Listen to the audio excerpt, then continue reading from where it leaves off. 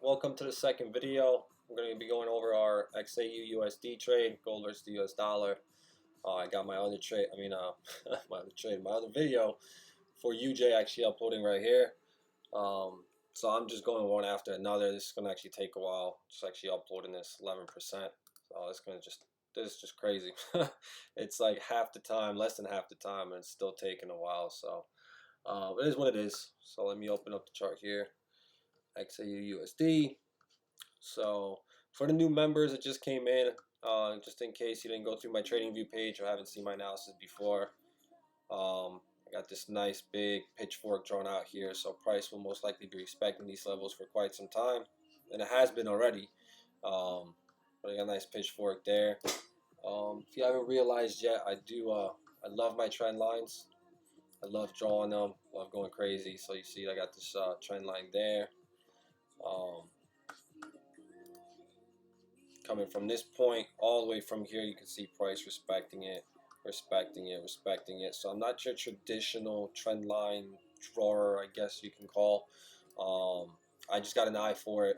I love patterns, and I see the trend lines before I even really draw them, and I connect them in ways that normally you wouldn't see otherwise, and it works, at least for me so far. So everybody's got their own style, especially with drawing trend lines.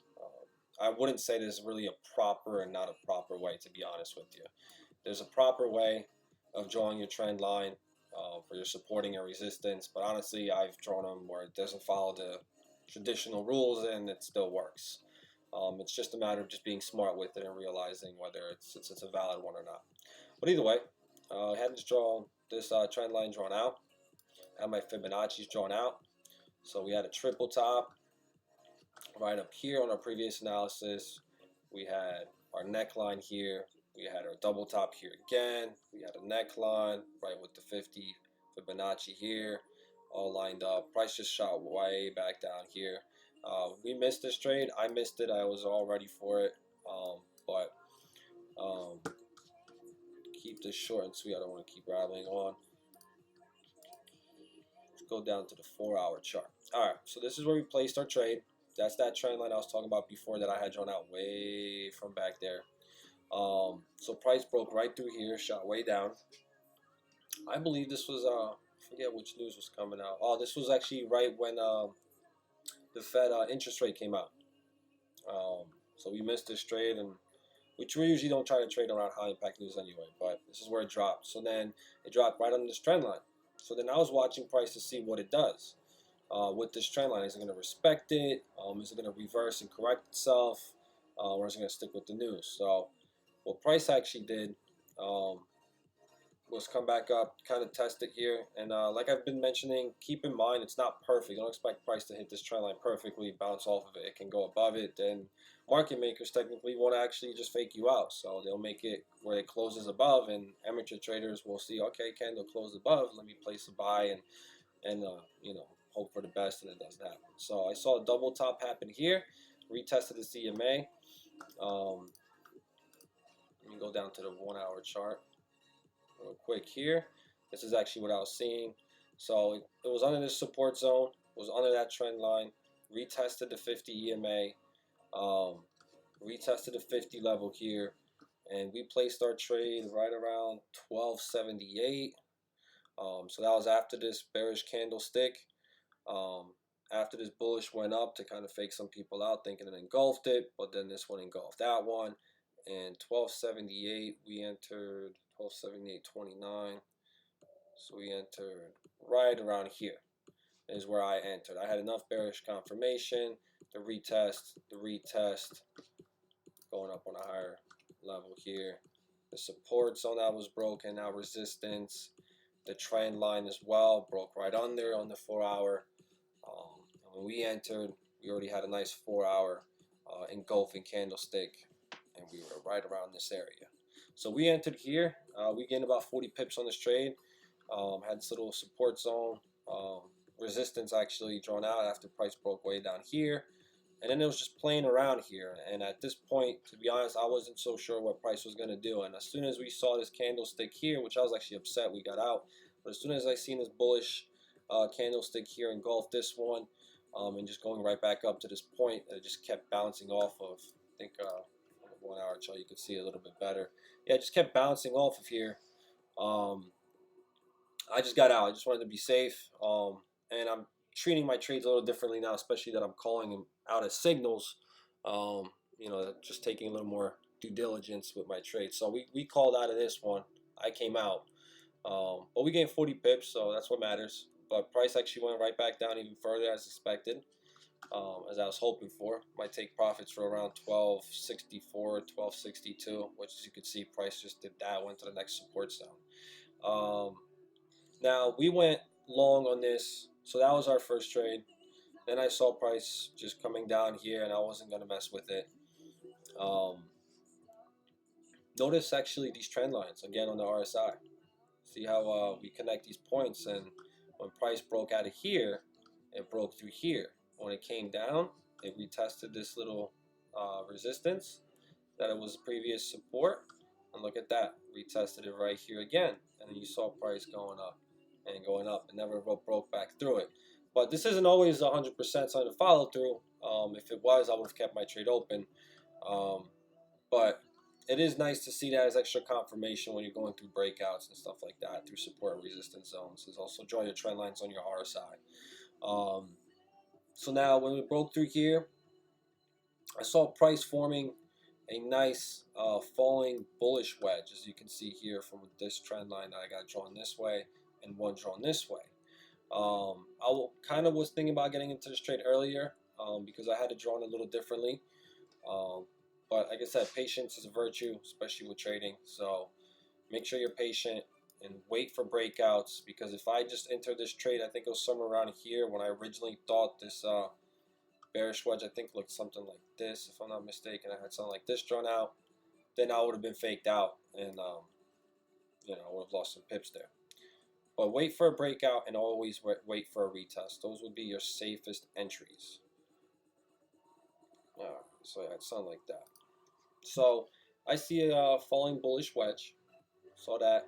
Got an inverse head and shoulders that I saw form here on the 1 hour as well. Saw price broke out of the wedge.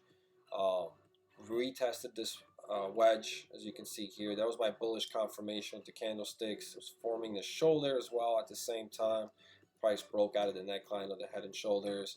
I was retesting it back and forth, and it's holding up, and now it's going up. Now, at the same time, RSI crossed over to 50, and as it was testing this inverse head and shoulders neckline, it was also testing this 50 level line on the RSI. So that's extra confirmation for me. And as well as you could see, the EMAs are being retested and slowly broken above the 50 and retesting that as well right now. Now, the only concern I would have with this trade to watch for is the negative 27 fib I got right here, which is coinciding right with this resistance zone that was previous support. So it's got to break this, and then as long as it breaks this, when it does break this, this price is going to shoot way back up here, is my expectations. I got 1285, which would be another retest of this trend line as take profit, and from that point on, we'll see what happens. It may just go right back down, which was part of my original analysis long term.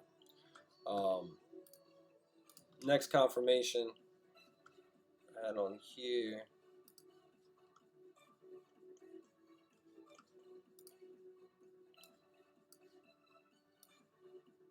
Next confirmation was the bullish divergence. So you can see from this point here all the way down to this point, price was making lower lows. RSI making higher lows. Made it at this point, people got faked out. But remember, with divergence, it's not just from one point to another. It can be long-term wise. It could be a couple points. It could be the bigger picture of this point and this point, and from this point to this point, instead of thinking it's from here to here or here to here, especially on the longer time frames, just from what I've learned. Again, it's not 100%, but that's the things I look for and I see.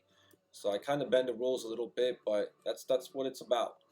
It's trial and error. It's trying different things and just finding what you end up seeing with your own eyes on charts and actually works, because that's going to be the main way for you to learn your own style. So so that's what I see here for XAUUSD. We're long on this one. Take profit 1285. As long as it breaks this resistance right here that it's bouncing off of, price is just going to shoot up, which I'm expecting it to. Another reason too is USD JPY I'm bearish on, which is a negative correlation with XAUUSD. So with that being said, since I'm expecting USD JPY to be bearish and go down, XAUUSD 70% of the time, 68 I think it was, 68, actually I got the page open. On my FX book, I love this thing. Type it in, USD JPY top correlation. As you can see, the top negative correlation and the second absolute with the 63.6% of the time is negative. So as negative correlation, meaning if one's going up, one's going down, and one's going up, the other one's going down. So my analysis is up on XAUUSD, which would be bringing USD JPY down.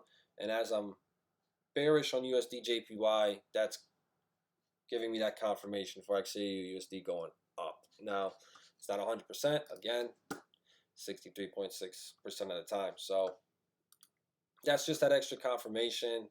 Pull that up, guys. Watch this. Type it in. Correlations can be a big thing for you. So that way you're not, double in losses by buying one and selling another when they correlate with each other, and you're just, holding too much and losing too much on your account as well. So another cool little trick. All right, so that'll be it for this one. I'll be updating you guys as the week goes. We'll see when the market opens. I feel good about this one again as well. Those are my confirmations that I just went over. Hope you guys learned something. I'll be moving on to the next currency pair. Thank you.